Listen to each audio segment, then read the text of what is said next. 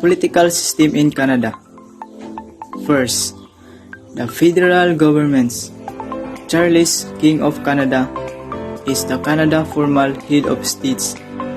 The Governor-General representative the King in Canada and carries out the duties of head of states.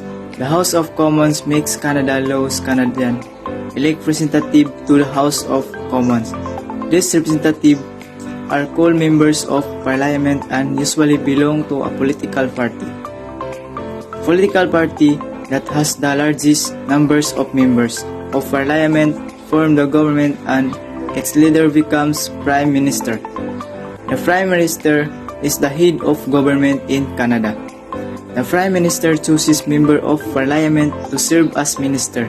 In the cabinet, there are Minister of Citizenship and Immigration, Justice, and other subjects.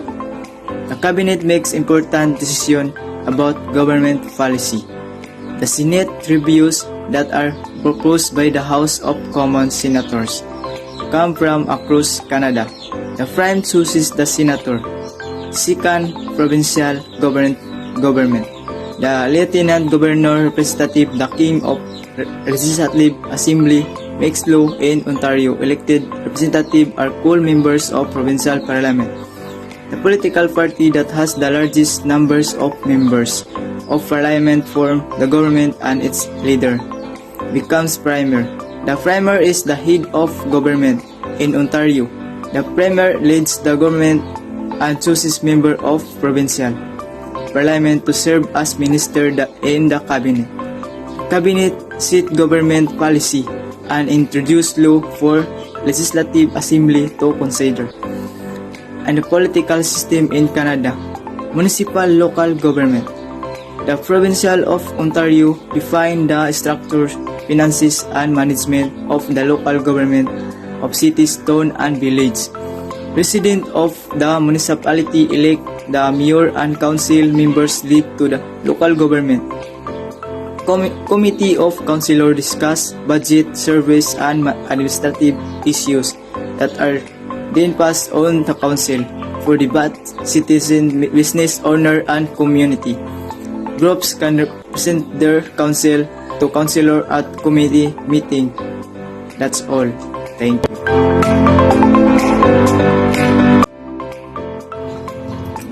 In 2022, Canadian economic activity remains strong and employment is robust. The bank is forecasting growth of about 4.14% in 2022, easing to 3.14% in 2023. Canada's largest industry are real estate, mining, and manufacturing, and a large portion of its GPD or gross domestic products comes from international trade, with its largest trading partners being the United States, China, and the United Kingdom. Canada has the 10th largest economy in the world with a national GPD of 1.73 trillion. Canada's per capita GPD of $46,260.71 is ranked number 20 globally, while its GPD private-public partnership of 1.84 trillion is ranked number 17 globally. Canada GPD is expected to rise to 2.13 trillion by 2013. The biggest industries by revenue in Canada in 2022 are: first, commercial banking; second, gasoline petroleum bulk station; third, gasoline and petroleum wholesaling; fourth, oil drilling; fifth, new cars dealer; and sixth, supermarket and grocery stores; seven, life insurance and annuities.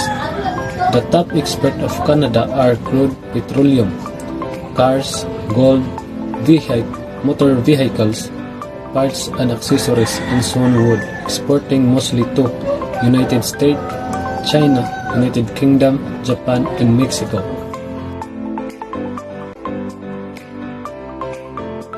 Five things that the Canada is famous.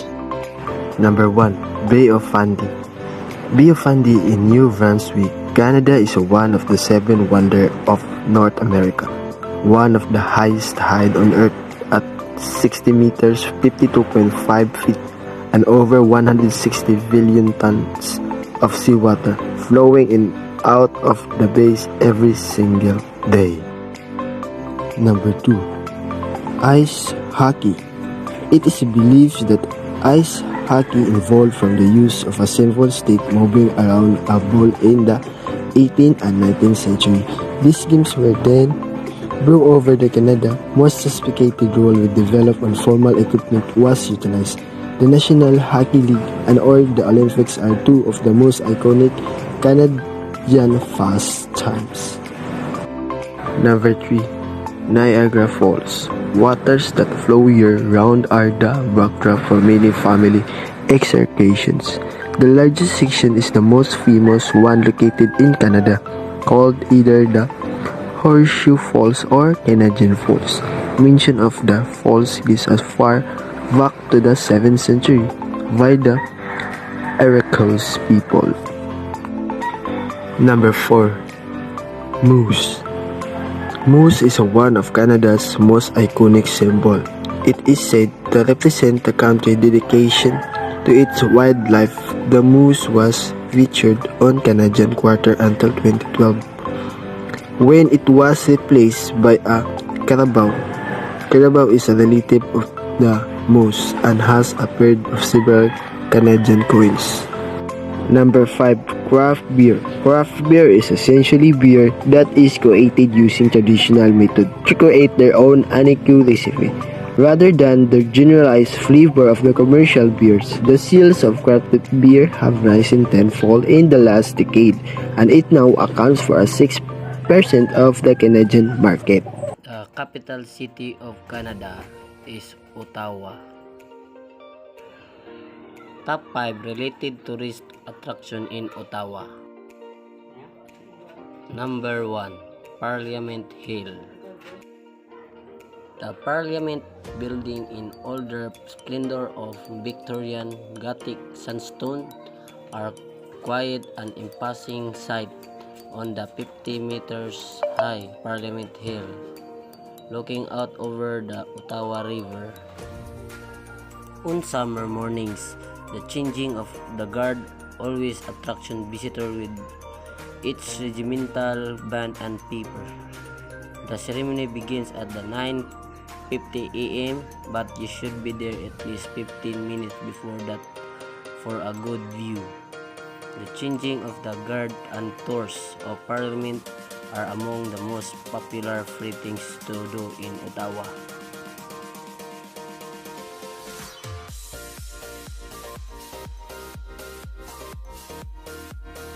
Number 2. Rideau Canal.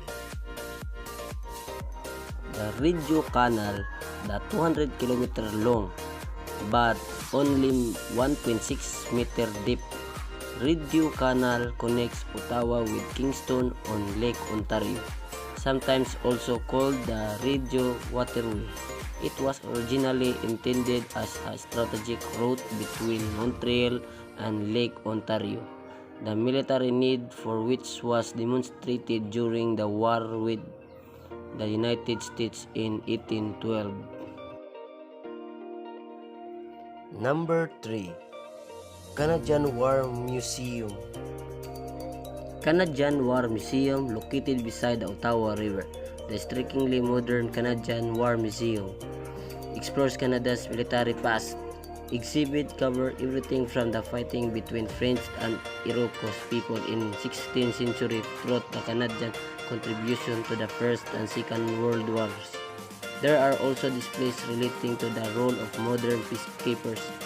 US visitors will find it especially interesting to see the history of familiar historical events, such as a War of 1812 from the Canadian perspective. Some of the exhibits are interactive, and the collection of military vehicles displayed includes more than 50 tanks, jeeps and motorcycles, armored trucks, even Hitler limousine. A cafe and gift shop are located on the premises. Number 4. National Gallery of Canada. The National Gallery of Canada is an architectural masterpiece with prism-like glass tower that echo the lines of the nearby Parliament buildings. The glass contrasts with the mock medieval, yet the attraction still fits well into Ottawa's cityscape. Inside what is one of the largest art museums in North America, galleries display Aboriginal art, trace the development of Canadian art from religious work to the group of 7 explorer European Expressionism, and show temporary exhibition. The rooms of Inuit art are on the lower level under the glass. In this great hall, admission to this fine gallery is free Thursday from 5 p.m. to 8 p.m. Number 5. Canadian Museum of Nature. The Canadian Museum of Nature takes visitors through the world of the dinosaurs all the way up to today's animal population, and also features pregnant temporary exhibits. It is the National Natural Sciences and History Museum, and the historic building is the birthplace of Canada's National Museums. Construction on this castle-like building was completed in 1910. The museum takes on the entire natural world in a handful of exhibits that will leave you wondering where the time went. And if you're after that one big draw, it's hard to describe just how impressive it is to see the entire skeleton of the blue whale, the biggest animal on earth, hanging over your head.